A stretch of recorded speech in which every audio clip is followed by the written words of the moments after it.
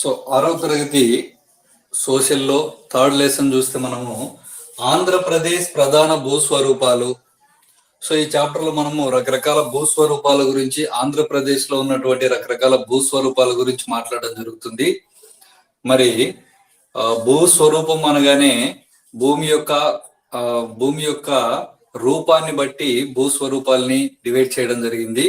So ఇక్కడ మనము మామూలుగా భూమి యొక్క స్వభావాన్ని, అంటే భూమి యొక్క ఆకారాన్ని బట్టి భూస్వరూపాలని 3 రకాలుగా డివైడ్ చేయొచ్చు. ఒకటి ప్రాథమిక భూస్వరూపాలు, తర్వాత ద్వితీయ భూస్వరూపాలు,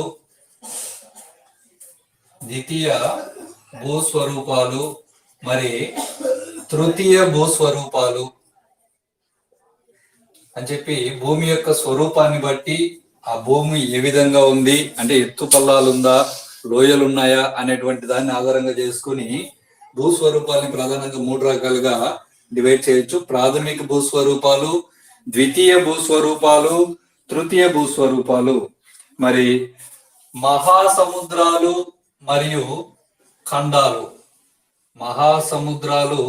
మరియు ఖండాలని మనము ప్రాథమిక భూస్వరూపాలు అని పిలుస్తాము. మహాసముద్రాలు మరియు ఖండాలని మనము ప్రాథమిక భూస్వరూపాలు అని పిలుస్తాము. మరి ద్వితీయ భూస్వరూపాలు అంటే పర్వతాలు, పీఠభూములు మరియు మైదానాలు, వీటిని మనము ద్వితీయ భూస్వరూపాలు అని పిలుస్తాము. మరి లోయలు, అగాధాలు వంటి వాటిని తృతీయ భూస్వరూపాలు అని పిలుస్తాం. సో మహాసముద్రాలు, ఖండాలను ప్రాథమిక భూస్వరూపాలు అంటాము. పర్వతాలు, పీఠభూములు, మైదానాల్ని ద్వితీయ భూస్వరూపాలు అంటాము. లోయలు మరియు అగాధాలను మనము తృతీయ భూస్వరూపాలు అంటాము అని చెప్పి గుర్తుపెట్టుకోవాలి. మరి 3వ పాఠం ఆ సోషల్లో మనకి ఆంధ్రప్రదేశ్ లోని ద్వితీయ భూస్వరూపాల గురించి చర్చించడం జరిగింది. ద్వితీయ భూస్వరూపాల గురించి డిస్కస్ చేయడం జరిగింది మన పాఠంలో. మరి ద్వితీయ భూస్వరూపాలు అంటే ఏమొస్తాయంటే, 1 పర్వతాలు, 2 పీఠభూములు, 3 మైదానాలు. వీటన్నిటిని ద్వితీయ భూస్వరూపాలు అని చెప్పి పిలుస్తాము అని చెప్పి గుర్తుపెట్టుకోవాలి. మరి ఆంధ్రప్రదేశ్ లో ఉన్నటువంటి ద్వితీయ భూస్వరూపాల గురించి చెప్పడం జరిగింది పాఠంలో. సో మొదటగా పర్వతాలు అంటే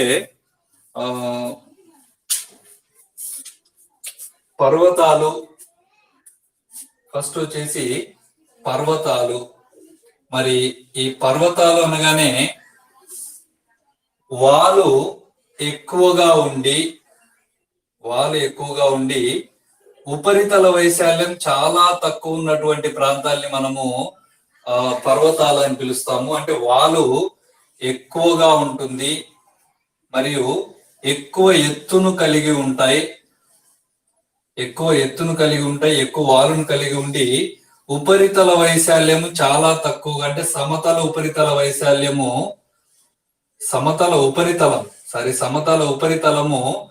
చాలా తక్కువగా ఉంటుంది. అలాంటి వాటిని మనము పర్వతాలు అని పిలుస్తాం. సో ఇక్కడ వాలు ఎక్కువగా ఉంటుంది, ఎక్కువ వాలు ఉంటుంది, తర్వాత ఎక్కువ ఎత్తు ఉంటుంది, వాలు కూడా ఎక్కువగా ఉంటుంది, పైన మాత్రం ఉపరితలము చాలా తక్కువగా ఉంటుంది. అలాంటి వాటిని మనము పర్వతాలు అని పిలుస్తామని చెప్పి గుర్తుపెట్టుకోవాలి. మరి తర్వాత వచ్చేసి మన ఆంధ్రప్రదేశ్ లో ఉన్నటువంటి పర్వతాలను ప్రధానంగా చూస్తే, 1 శేషాచల కొండలు. మరి ఇంకా ఆంధ్రప్రదేశ్ లో ఉన్నటువంటి పర్వతాలు చూస్తే పాపి కొండలు,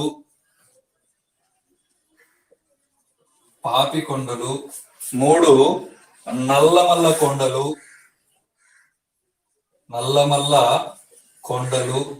4 వెలికొండలు.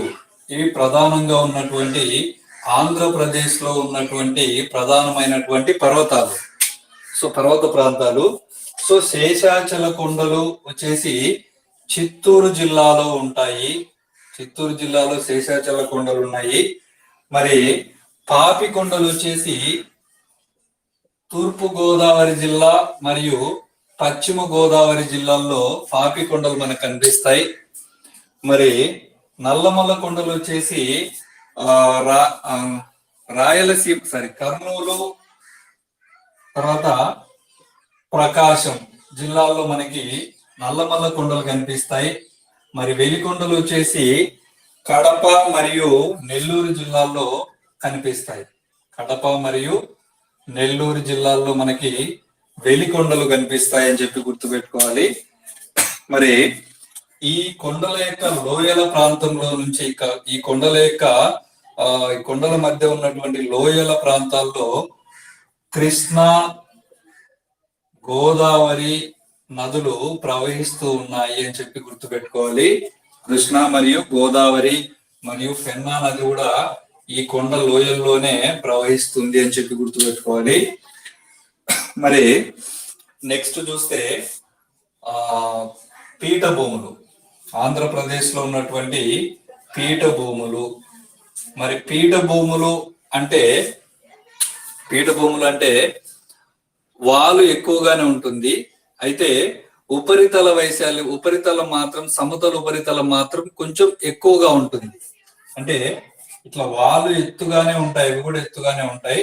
కానీ ఉపరితలం మాత్రము కొంచెము సమతల ఉపరితలం మాత్రం కొంచెము ఎక్కువగా ఉంటుంది. అలాంటి ప్రాంతాన్ని అలాంటి భూస్వరూపాన్ని మనము పీఠభూమి అంటాం. సో వాలు ఎక్కువగానే ఉంటుంది, కాకపోతే ఈ సమతల ప్రాంతం మాత్రం ఎక్కువగా ఉంటుంది. అలాంటి దాన్ని మనము పీఠభూమి అని చెప్తాము. ఎత్తుగా ఉండి సమతల ఉపరితలం ఎక్కువ ఉండేటువంటి వాటిని. మరి మన తెలంగాణ రాయలసీమ ఈ 2 ప్రాంతాల్లో దక్కను పీఠభూమి మీద ఉన్నాయి అని చెప్పి గుర్తుపెట్టుకోవాలి. దక్కన్ పీఠభూమి మీద తెలంగాణ మరియు రాయలసీమ ఎక్కడున్నాయంటే దక్కన్ పీఠభూమి మీదనే ఉన్నాయి. సో పీఠభూమికి పర్వతాలకు ప్రధానమైన తేడా ఏంటంటే 2 వాలు ఎక్కువగానే ఉంటాయి, కాబట్టి దీని వాలు కొంచెం ఎక్కువగా ఉంటుంది, ఎత్తు కూడా కొంచెం తక్కువనే ఉంటుంది. ప్రధానమైన తేడా ఏంటంటే దీని ఉపరితలము చాలా తక్కువగా ఉంటుంది, మరి పీఠభూమి యొక్క ఉపరితలము ఎక్కువగా ఉంటుంది అని చెప్పి గుర్తుపెట్టుకోవాలి. మరి తెలంగాణ రాయలసీమ వచ్చేసి దక్కన్ పీఠభూమిలోని భాగాలే అని చెప్పి గుర్తుపెట్టుకోవాలి. మరి తర్వాత వచ్చేసి మూడవది మైదానాలు.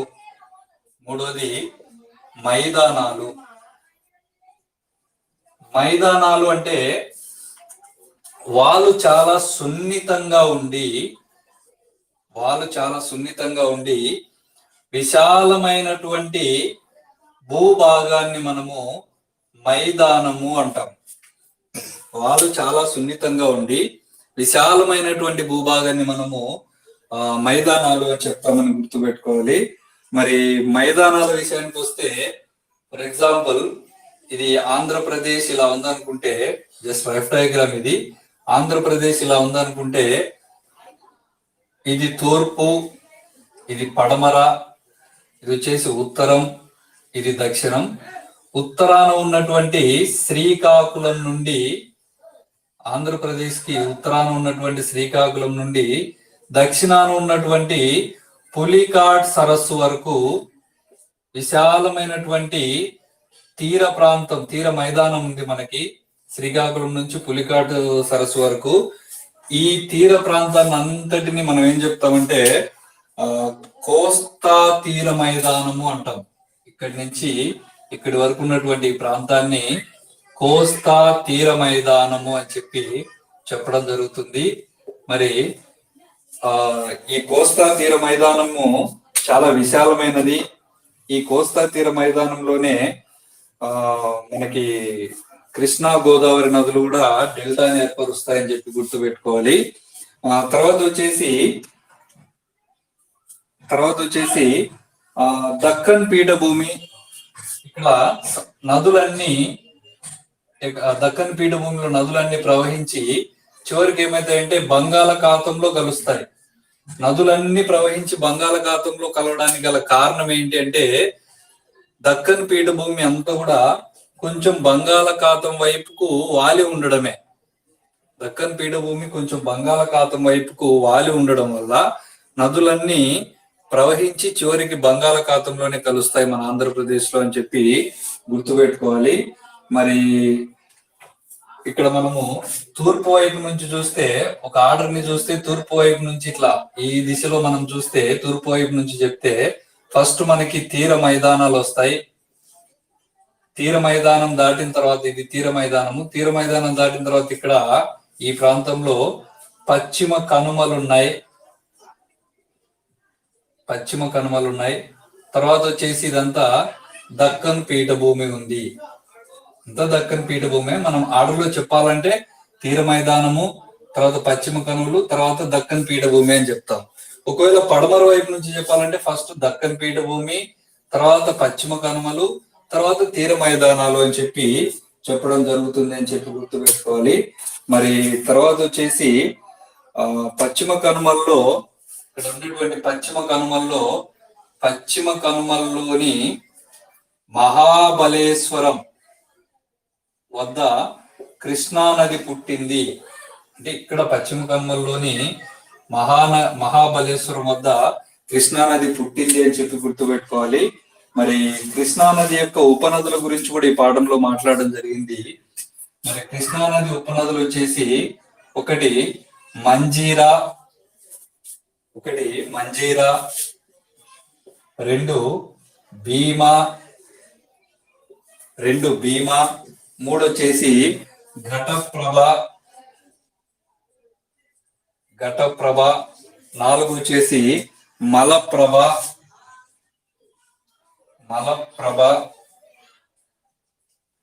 ఐదు తుంగభద్ర. ఇవన్నీ కృష్ణా నది యొక్క ఉపనదులు అని చెప్పి గుర్తుపెట్టుకోవాలి. కృష్ణా నది యొక్క ఉపనదులు అని చెప్పి గుర్తుపెట్టుకోవాలి. మరి కృష్ణా నది యొక్క ఉపనదుల్లో అతి పెద్దది ఏదంటే పెద్ద నది తుంగభద్రనే.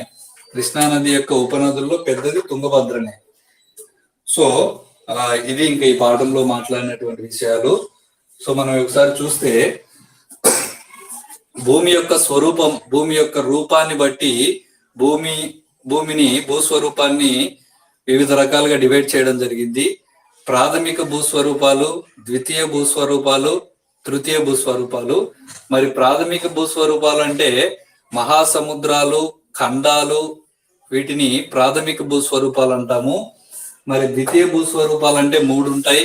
ఒకటి పర్వతాలు, పీఠభూములు, మైదానాలు.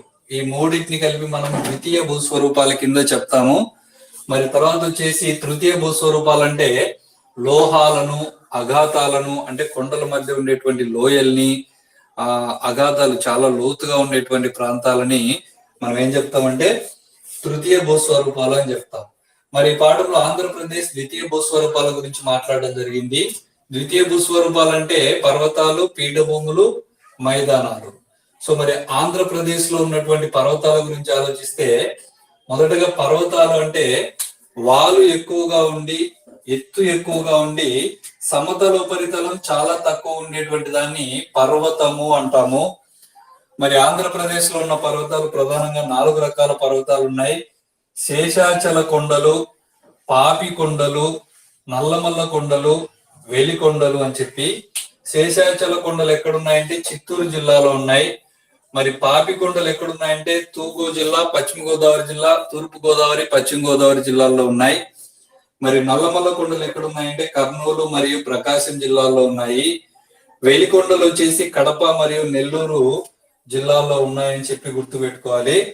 మరి ఈ కొండల యొక్క లోయల నుండే కృష్ణా, గోదావరి, పెన్నా నదులు ప్రవహిస్తున్నాయని చెప్పి కూడా గుర్తుపెట్టుకోవాలి. మరి రెండవ భూస్వరూపమైనటువంటి పీఠభూముల గురించి చూస్తే పీఠభూములు అనగానే వాలు కొంచెం తక్కువగా ఉండి సమతల వైశాల్యం, ఉపరితలం యొక్క సమతల ఉపరితలం అనేది ఎక్కువగా ఉంటుంది. మరి ఆ ఉపరితలం కూడా చదునుగా ఉంటుందంటే అలా ఉండదు, కొంచెం ఎగుడు దిగుడుగా ఉంటుంది అని చెప్పి గుర్తుపెట్టుకోవాలి. మరి ఇలాంటి దాన్ని పీఠభూమి అంటాము. మన ఆంధ్రప్రదేశ్ లోని రాయలసీమ అలాగే తెలంగాణ ఈ రెండు ప్రాంతాలు వచ్చేసి దక్కన్ పీఠభూమి మీద ఉన్నాయని చెప్పి గుర్తుపెట్టుకోవాలి. మరి మైదానాలకు వస్తే వాలు సున్నితంగా ఉండి, అంటే వాలు ఎక్కువగా లేకుండా సున్నితంగా ఉండి విశాలమైనటువంటి ప్రాంతాలని మనం మైదానాలు అని చెప్తాము. విశాలమైనటువంటి భూభాగాల్ని మనం మైదానాలు అంటాము. ఈ మైదానాలన్నీ కూడా జనాలు నివసించడానికి ఆవాస యోగ్యంగా ఉంటాయని చెప్పి గుర్తుపెట్టుకోవాలి. మరి ఆంధ్రప్రదేశ్ లో శ్రీకాకుళం నుండి ఇది తూర్పు, ఇది పడమర, ఇది ఉత్తరము, ఇది దక్షిణం అనుకుంటే ఆంధ్రప్రదేశ్ లో ఉత్తరం వైపున ఏముంది? శ్రీకాకుళం నుండి దక్షిణం వైపున ఉన్నటువంటి పులికాట్ సరస్సు వరకు విశాలమైన తీర ప్రాంతం ఉంది. మన తీర ప్రాంతాన్నే కోస్తా తీర ప్రాంతము అని చెప్తాము. ఈ కోస్తా తీర ప్రాంతం వచ్చేసి చాలా విశాలమైంది. మరి ఈ కోస్తా తీర ప్రాంతంలోనే కృష్ణ మరియు గోదావరి నదులు డెల్టాలను ఏర్పరుస్తాయి. డెల్టా అంటే కృష్ణ మరియు గోదావరి నదులు సారవంతమైన మట్టిని తీసుకొచ్చి ఒక మేటగా వేస్తాయి. ఆ కృష్ణ గోదావరి నదులు తీసుకొచ్చేటువంటి ఆ సారవంతమైన మట్టి ఉండేటువంటి ప్రాంతాన్ని అంతటిని డెల్టా అని చెప్తాం. కృష్ణా గోదావరి డెల్టాలు చాలా విశాలమైనవి. సో మరి ఆ విధంగా డెల్టాలు కూడా ఈ తీర ప్రాంతంలో ఏర్పాటు చేస్తాయి. మరి ఉత్తరాన ఉన్న శ్రీకాకుళం నుండి దక్షిణాన ఉన్నటువంటి పులికాట్ సరస్సు వరకు ఉన్నటువంటి తీర ప్రాంతాన్ని మనము కోస్తా తీర మైదానం అంటాము. మరి ఈ తీర మైదానాల్లో వచ్చేసి మనం ఆంధ్రప్రదేశ్ లో ఇక్కడి నుంచి అంటే పశ్చిమ వైపు నుంచి చూస్తే మొట్టమొదటి మనకి ఒక ఆర్డర్లో చూస్తే దక్కన్ పీఠభూములు వస్తాయి. తర్వాత దక్కన్ పీఠభూములు దాటిన తర్వాత పశ్చిమ కనుమలు వస్తాయి. పశ్చిమ కనుమలు దాటిన తర్వాత తీర మైదానం వస్తుంది. ఒకవేళ తూర్పు వైపు నుంచి ఈ వైపు నుంచి చూస్తే మొదటగా మనకు తీర మైదానాలు, తర్వాత పశ్చిమ కనుమలు, తర్వాత దక్కన్ పీఠభూమి వస్తుందని చెప్పి గుర్తుపెట్టుకోవాలి. మరి తర్వాత వచ్చేసి పశ్చిమ కనుమల్లోనే మహాబలేశ్వరం అనేటువంటి ప్రాంతం దగ్గర కృష్ణా నది పుట్టింది అని చెప్పి గుర్తుపెట్టుకోవాలి. మరి కృష్ణా నదికి ఉపనదుల గురించి మాట్లాడడం జరిగింది. ఉపనదులు వచ్చేసి మంజీర, భీమ, ఘటప్రభ, మలప్రభ, తుంగభద్ర ఇవన్నీ కృష్ణా నది యొక్క ఉపనదులు అని చెప్పి గుర్తుపెట్టుకోవాలి. మరి ఈ ఉపనదుల్లో కృష్ణా నది యొక్క ఉపనదుల్లో తుంగభద్ర అనేటువంటిది చాలా పెద్దది అని చెప్పి గుర్తుపెట్టుకోవాలి. ఇంకా ఈ పాఠంలో ఉన్నటువంటి అంశాలు ఇవే. దీంట్లో ప్రధానంగా మనకి ఎగ్జామ్ పాయింట్ ఆఫ్ వ్యూలో చాలా బాగా గుర్తుపెట్టుకోవాల్సింది ఏంటంటే దక్కన్ పీఠభూమి, రాయలసీమ మరియు తెలంగాణ రెండు కూడా దక్కన్ పీఠభూమి ప్రాంతంలోకి వస్తాయి. దక్కన్ పీఠభూమి మీదనే ఉన్నాయి. మరి అలాగే శేషాచల కొండలు ఎక్కడ ఉన్నాయంటే చిత్తూరు జిల్లాలో, పాపికొండలు తూర్పు గోదావరి పశ్చిమ గోదావరి జిల్లాలో. ఈ పాపికొండల నడమే మనకి గోదావరి నది ప్రవహిస్తుంది. సో అది గుర్తుపెట్టుకోవాలి. మరి నల్లమల్ల కొండలు ఏ జిల్లాలో ఉన్నాయంటే కర్నూలు మరియు ప్రకాశం జిల్లాలో ఉన్నాయి. మరి వెలికొండలు ఎక్కడ ఉన్నాయంటే కడప మరియు నెల్లూరు జిల్లాలో ఉన్నాయని చెప్పి గుర్తుపెట్టుకోవాలి. తర్వాత ఇవి కూడా ఇంపార్టెంట్. ద్వితీయ భూస్వరూపం, ఈ క్రింది వాటిలో ద్వితీయ భూస్వరూపం కానిది అని ఇచ్చి పర్వతాలు, పీఠభూములు, మైదానాలు, మహాసముద్రాలు ఇస్తాడు. సో మహాసముద్రాలు అనేది ప్రాథమిక భూస్వరూపం కిందికి పోతుంది. కాబట్టి అలాంటి బిట్స్ వచ్చినప్పుడు జాగ్రత్తగా గుర్తుపెట్టుకోవాలి. మరి ప్రాథమిక భూస్వరూపాలు రెండే, మహాసముద్రాలు మరియు ఖండాలు. మరి ద్వితీయ భూస్వరూపాలు అయితే పర్వతాలు, పీఠభూములు, మైదానాలు. మరి తృతీయ భూస్వరూపాలు అంటే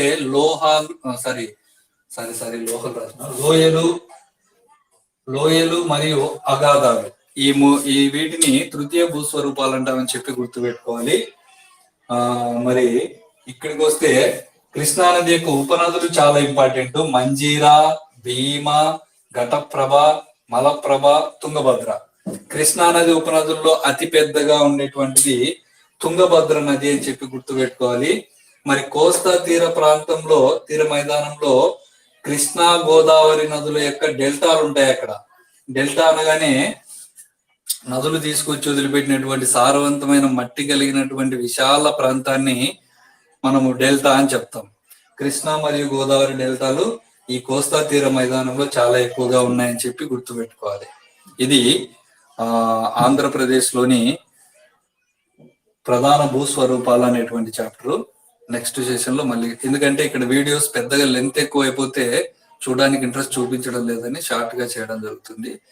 నెక్స్ట్ క్లాస్ లో మళ్ళీ చూద్దాం. Thank you.